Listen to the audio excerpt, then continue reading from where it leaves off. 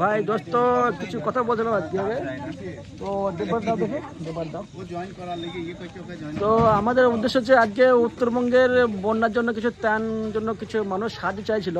তো যজন অঞ্চলের মধ্যে এখানে দেববার দাদা পাঠিয়েছে, দোকান গিয়েছিল, সবাই সাহায্য করলো। অবশ্য উত্তরবঙ্গের মানুষের জন্য কিছু সাহায্যের জন্য এখানে বিজেপির তরফ থেকে এরা সাহায্য কিছু তুললো, দোকান তুললো আর কি।